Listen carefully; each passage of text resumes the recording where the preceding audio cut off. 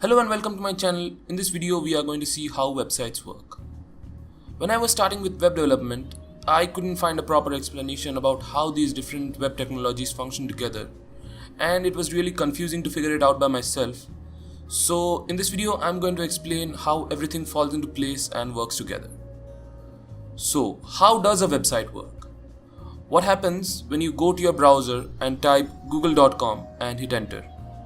Well, what your browser is doing is that it is sending a request, a GET request to be more specific, to the Google server for a page, and Google server is responding by sending that page back. So what is a server then? Well, it might sound fancy, but it is really simple. Server is a program which provides services or resources to other programs. In this case, the resource that was provided is the web page. And any program that uses or gets these resources are known as clients. So in this case, your browser is the client. Now what is a web page, you may ask? Well, this web page or any web page that you see on the internet can be broken down into three core technologies or languages. These technologies are HTML, CSS and JavaScript. HTML stands for Hypertext Markup Language, which is used to give content and structure to your web page. In this example, the HTML is saying that the body is going to have an heading, which is this h1, which is going to be followed by a div, which is further going to nest two paragraphs. So as you can see, this gives a basic structure to your page. Then we have CSS, which is a styling language. So how much margin would you like for these paragraphs to have, or what font would you like for the heading to have? This is all defined using CSS. And finally we have JavaScript, my favorite. JavaScript in general is a scripting language. A scripting language is a language which doesn't require to be compiled before executing. If you have worked with C or C++ before, you might remember compiling your code to an executable file and then executing these files or running these files. And if you haven't done any C or C++ before, then cool. All you need to know is that JavaScript code can simply be run with the help of an interpreter. Okay, so that is JavaScript in general. But here, it is a client-side scripting language used to control the behavior and how you can interact with your web page.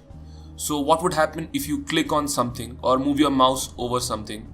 That is all controlled using JavaScript. And this JavaScript or JavaScript file has no control over the server. So you can't control anything inside the server using this JavaScript. What this JavaScript can do is it can send additional requests to the server, and you can configure the server to manage these requests. These requests are known as AJAX requests, which is asynchronous JavaScript and XML requests, and we will look into AJAX requests more thoroughly in the upcoming series, and it's very easy once you get a hang of JavaScript. Okay, cool. So these requests that I'm talking about, how does the browser know how to make them properly, and how does the server know how to respond to them? Well, certain rules were made for this purpose. These certain rules are known as protocols, and the web mainly uses HTTP protocol, which is Hypertext Transfer Protocol. HTTP protocol basically defines the structure and format of the message between server and client, which is requests sent by the client and response by the server. So these requests also has some method that is sent along with the request. So for example, the get method is used to get some data from the server. The post method is used to post some data to the server, put to update some data, and delete for deleting data. So okay, that is enough about the client side. Let us have a look at the server side as well. As we discussed before, the main function of the server is to listen to requests and send appropriate response.